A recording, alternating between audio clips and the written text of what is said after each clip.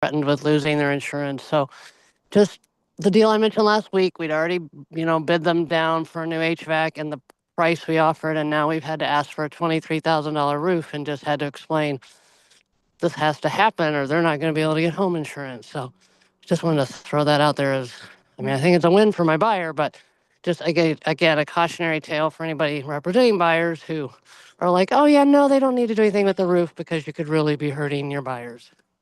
Well, that's the thing is like I haven't heard any insurance company mandating that they have to have a warranty on the roof.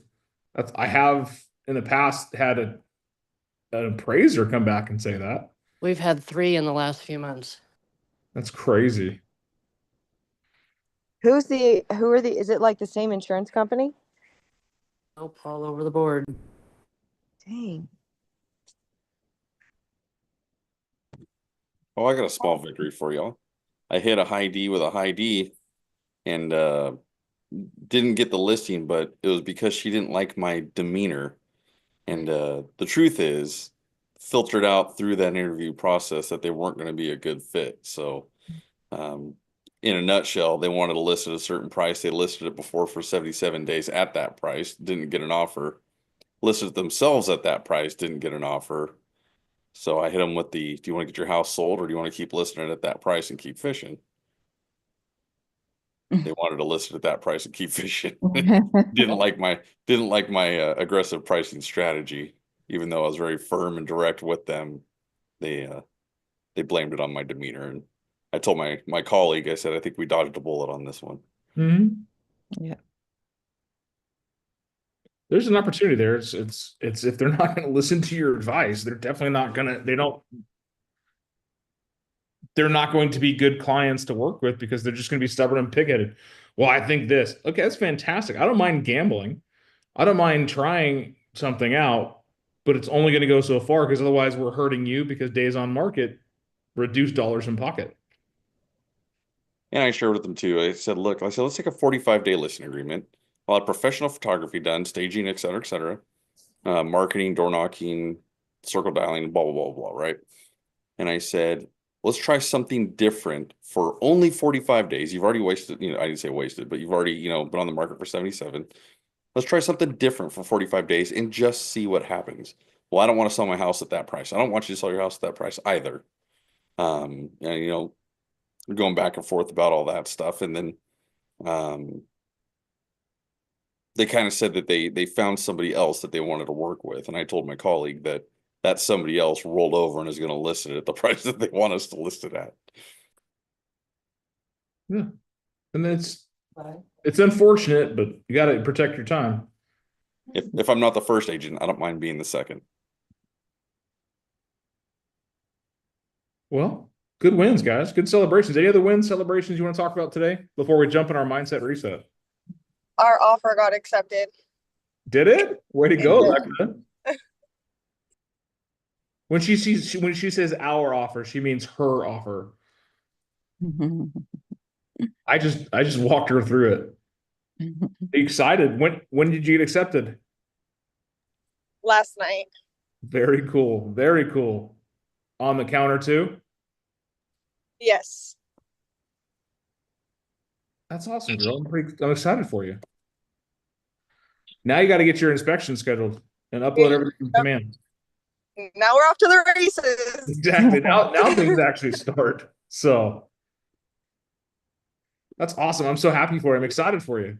Not only is this her first house deal, this is for her. It's a personal deal too. So that's exciting. Probably one of the most exciting things for me is when you guys buy houses. I'm weird like that. And it doesn't pay me very much when you guys buy houses, but it does in fact make me excited because I know you're doing something for your lives. Well, that being said, let's turn into what I want to talk to today. Not that we always don't talk about what I want to talk about because I definitely dominate these calls. But our mindset reset today I want to talk about is how much is your time worth? Why do you think I need to talk about that? Why is that something we should discuss? What is your time worth?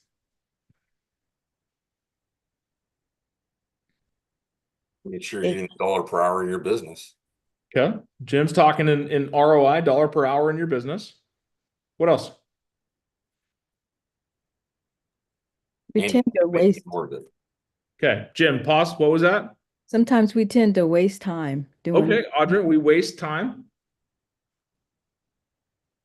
When we don't know how valuable something is, do we tend to take it for granted? Right? Think about this. You have a 12-ounce bottle of water, and you're just drinking it, nonchalantly drinking it. And you finish that bottle of water, and all of a sudden the temperature spikes to 110 degrees. And I tell you, that was the last water you can ever have. How remorseful are you that you kind of ran through that water without thinking? I see some head nods, some contemplative thoughts here. It becomes something of retrospection as I'm looking back at how much time I've wasted. I'm looking back at how much water I've wasted. So in our businesses, in our lives, in our careers, we do definitely have a valuable resource. What is the most valuable resource? Time. Mhm. Why is that? Well, it's money, Dan. I need money. Money gets me that. No, you can always make more money, but you can never make more time. Are you spending your time on high value activities? Or are you allowing yourself to get stuck in low value tasks? What's the difference? What's a high value activity versus a low value task? Lead gen versus admin. Okay, lead gen versus admin. Let's expound upon that. Finding new business versus correcting the typos in your database. Some of us find a lot of value in the completion. Oh, my database is perfect. It's flawless. Everything is color coded. Jim, right? You spent 4.5 hours cleaning up your database, didn't make a single phone call. But I've got the coolest website ever. Yeah, you spent 12 hours building a website, didn't send a single text. Now, in our mind's eye, we may see these activities as high value activities instead of the low value tasks that they really are. So we need to quantify them. We need to take a strong look at what we're doing and say, hey, I have certain numbers of hours in the day that are absolutely non-negotiable business productive hours. What are those hours? Right? Everyone's different. Everyone's got a different time clock. The federal government says it's between 8 and 8, 8 a.m. to 8 p.m. Why? Can you call after 8 p.m.? People get mad at you. You call before 8 p.m., people get mad at you. Those are your golden hours. So between the hours of 8 and 8, you really are having to look at every dollar of time you spend, every drop of water that you drink in that essence of, is this productive? Is this helping me get to where I need to go? Not all hours are created equal. We look at the hours between 8 and 8 as the golden hours, the hours of productivity, the hours that are the generating of more. But in that, tasks still need to get done, right? You can't just go on forever not cleaning up your clothes. You have to have clean clothes, otherwise you're going to be a smelly Nelly and no one wants to do business with you. So there's going to be a time needed for those non-productive, low-value tasks. I'm not saying that you don't do them. I'm just telling you, you got to be careful when you do them. If you are a peak morning energy type of person, you know these people. They're wide-eyed and bushy-tailed right out of bed. Who can you think about as someone like that? Joanne, right? Myself. Christina, right? They wake up and they're just a ball of energy, lightning squirrels. Let's go. Well, you might want to front load your days because you have a ton of energy to get going. Don't throw that energy into mindless tasks. Does it take a ton of energy to do the dishes? Does it take a ton of energy to do laundry?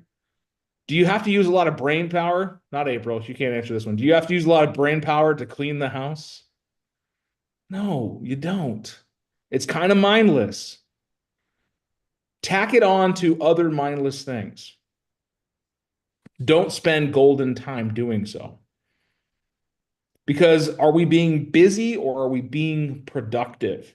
Just because you're working doesn't mean you're making progress. I think that's a big thing here. Just because we're moving doesn't mean we're gaining. I was driving to Phoenix this morning. You guys can tell I'm in the Phoenix office and our monthly leadership meeting. And my GPS, I left the house 20 minutes earlier than I did last month because you guys know last month I was late. So I was going to leave earlier. And my GPS kept saying I'm going to get there later and later and later and later. I'm moving, but I got to take this detour and that detour and take a left here and take a right there and slow down and speed up and get behind a semi and get pissed off at a red truck. All these things happen. And that GPS timer keeps clicking higher and higher and higher. I'm doing everything possible to get there faster, but it seems like the more effort I put into it, the further behind I get. That is, if that's not an example of what is your time worth, I don't know what it is, because even though we take every precaution possible to leave on time and to do the things right so that we show up when we're supposed to be there, life happens. People happen. And we can't waste more time being mad about it, being upset about it. We got to get back on the rails. At one point, the clock says I was going to get to the office at 8:01 a.m. Unacceptable. Because when I left the house, it said I'd be there by 7:30. And I was awesome. But when I was done there, I got to the office 7:44. Because instead of watching the clock, I just buckled down, got through traffic, and didn't let the semi slow me down.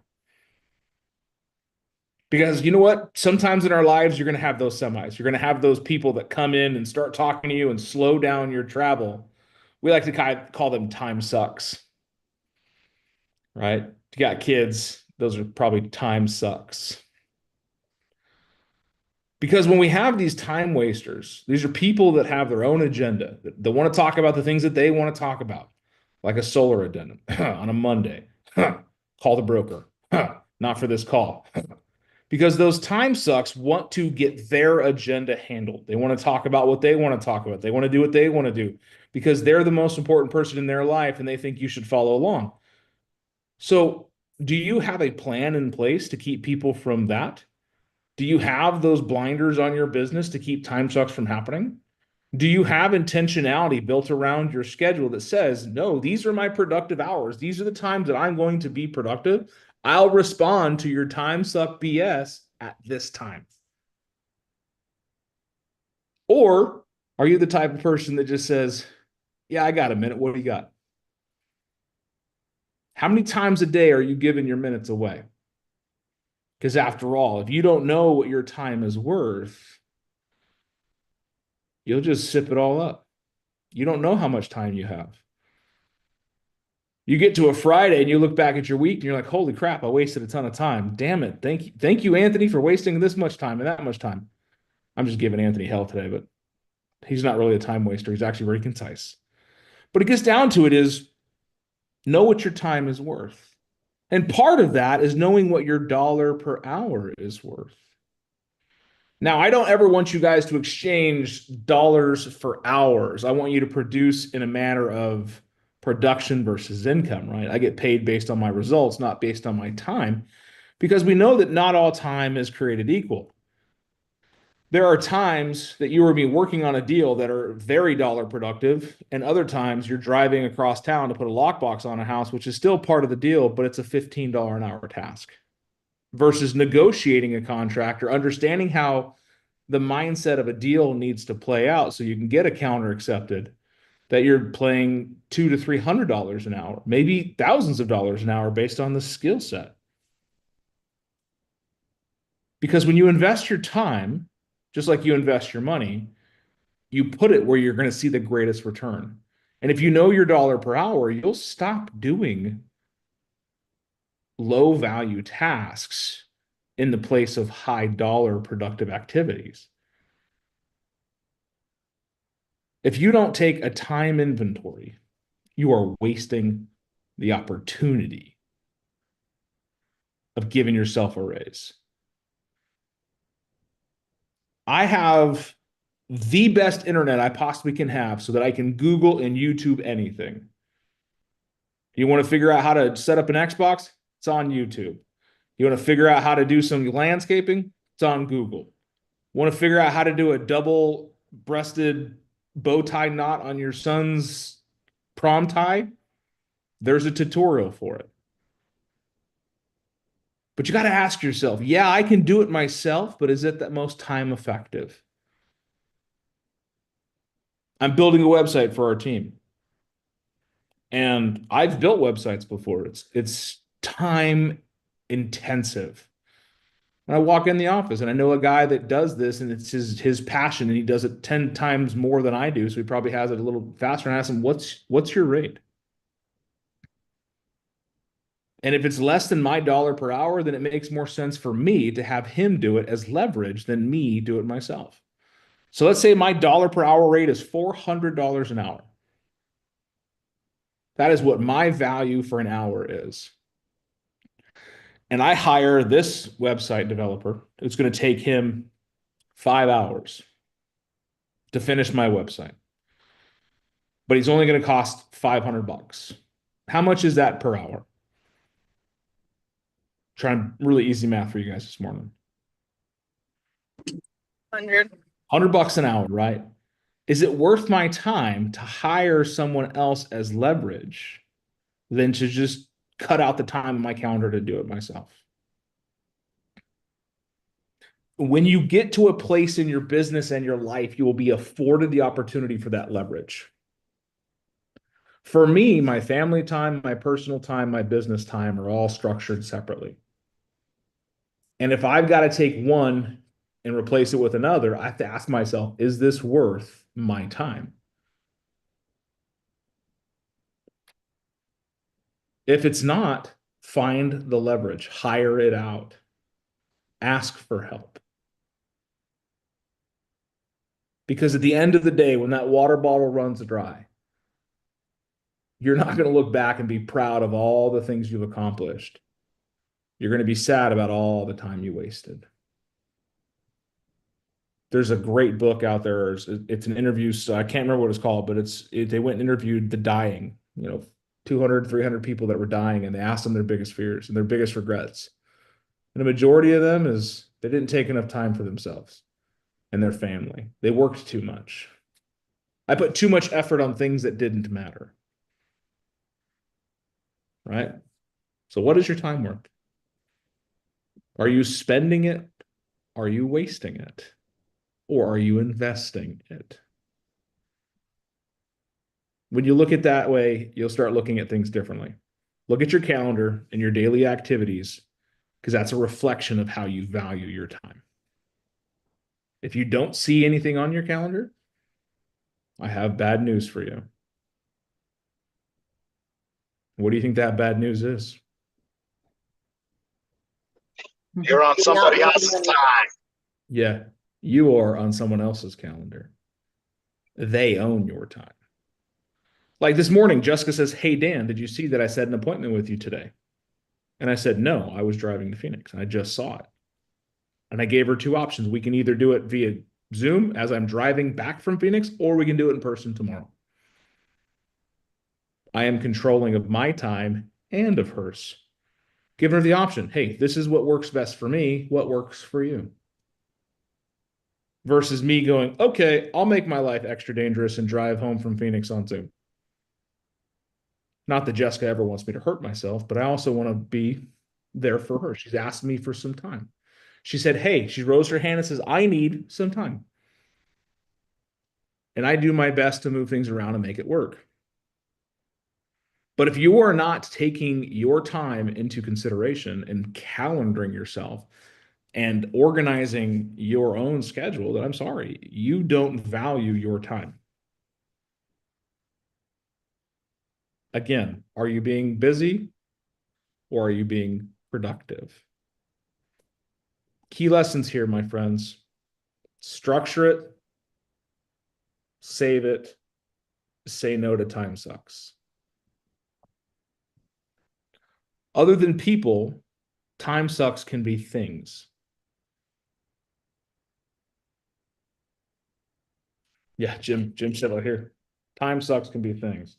And if you don't believe me, what is that icon? You guys know that icon? If you know that icon, then you know you've wasted time. So, all right, that was my rant this morning. Little 15-minute run. What are your thoughts, questions, thoughts on it? Then we'll get into your solar addendum real quick, Anthony. What are your thoughts, Joanne? Well, I've been working from home a lot more lately because I noticed that I guess when I go into the office, I allow people to take my time when they come up to me. And a lot of them come up, like a lot of newer agents.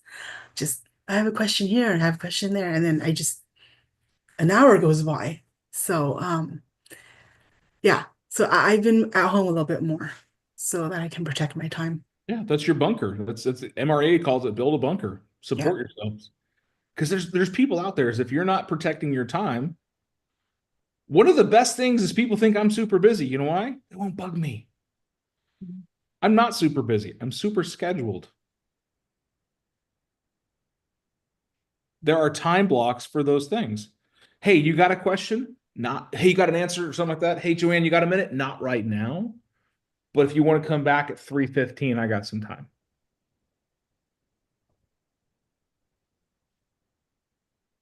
Think about how hard does that make your heart hurt because you're like pushing away these people a little bit?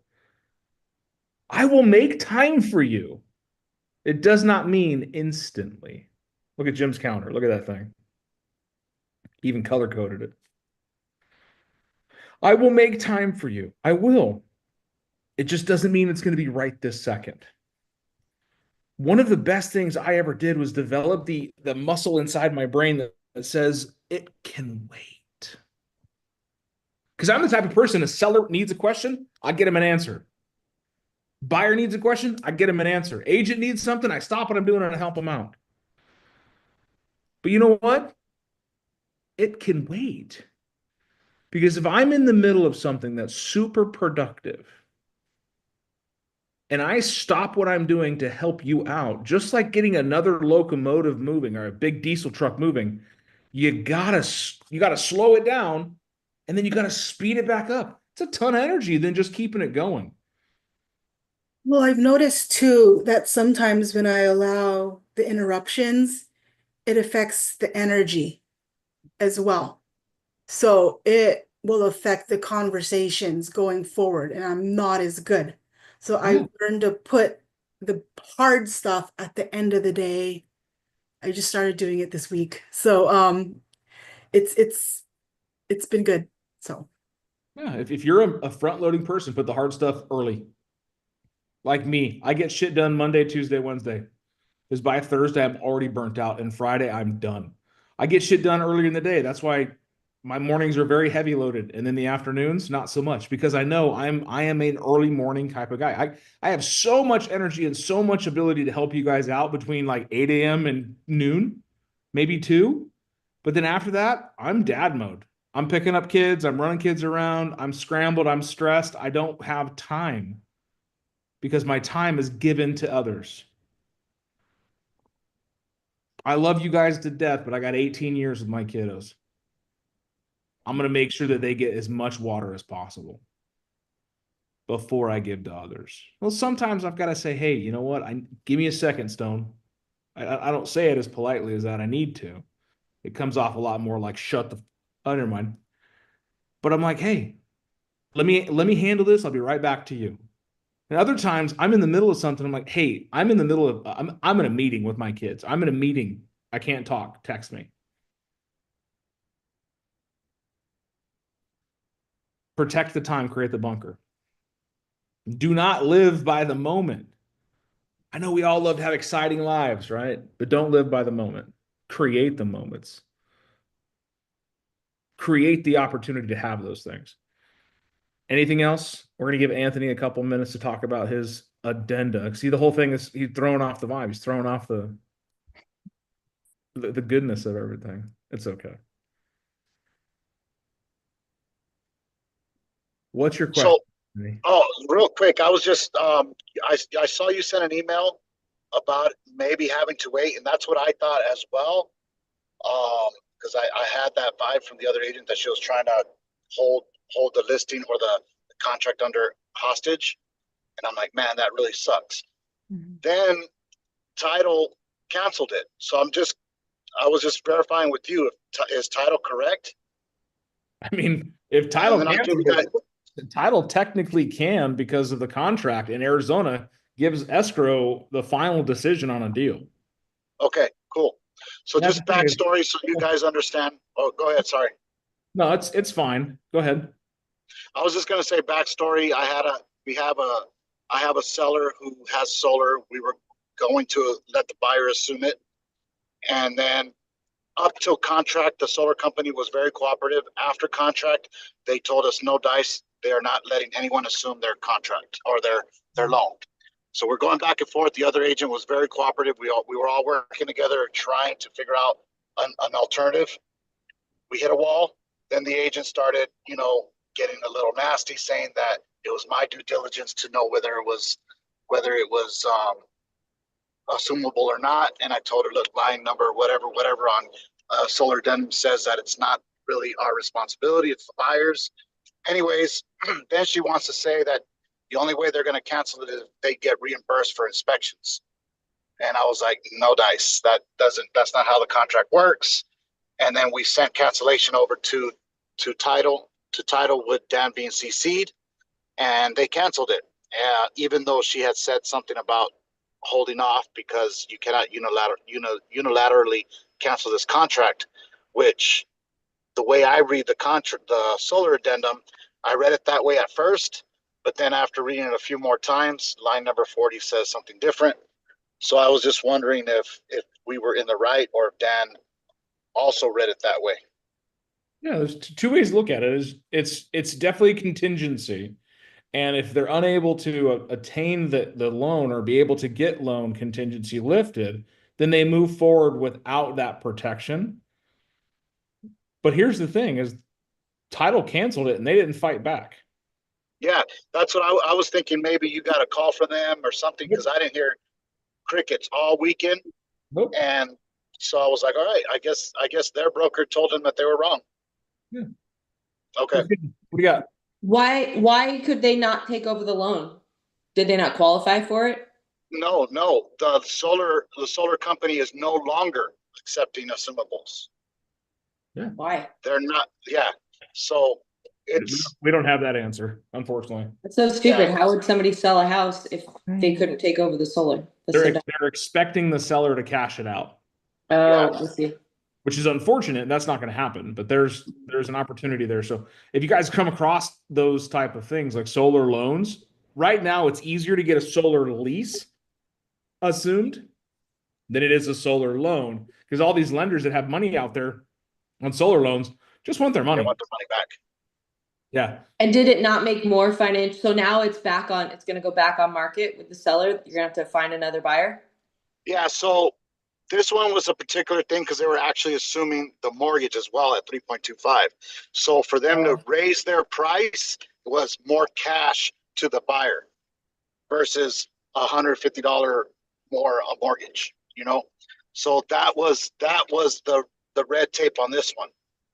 The next one, we're not going to market it as an assumable mortgage because the person has to come up with the difference between the mortgage and the sale price plus the solar to make it work for the seller. Is it VA or FHA? It's FHA. But so And the seller just didn't have the profit, there wasn't enough margin there for them to pay it off. All the money that they were getting off of this offer, which we probably could have got a little more, but regardless, off of this offer, all that money was going down payment for new construction.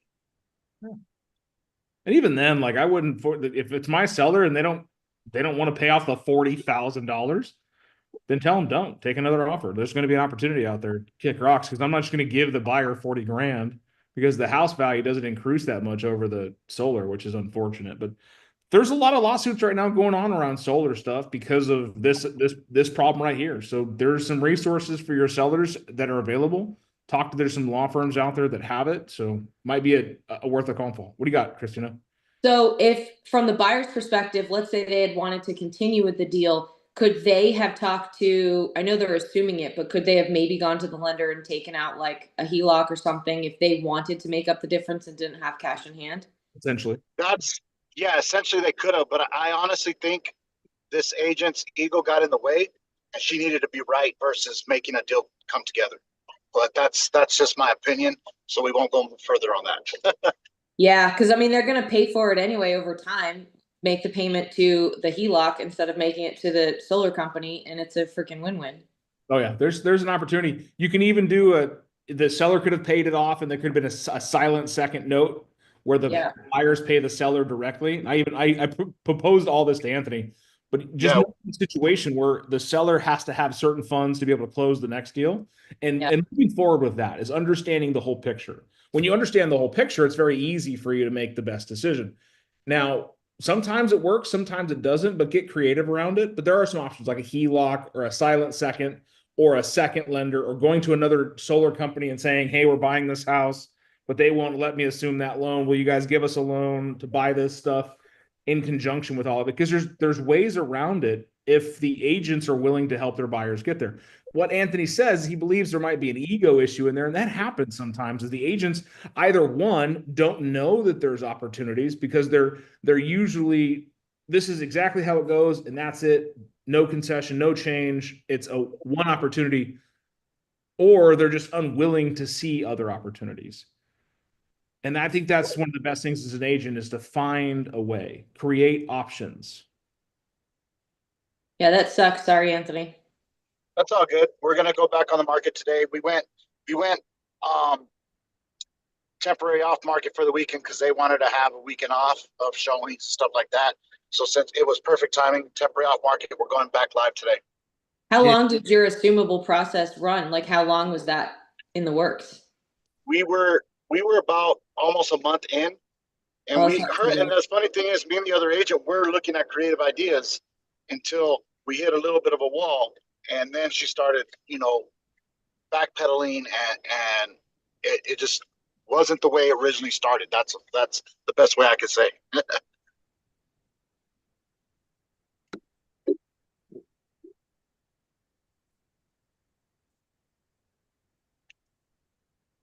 Glad we had the conversation, guys. So, anything else? Going once? Going twice?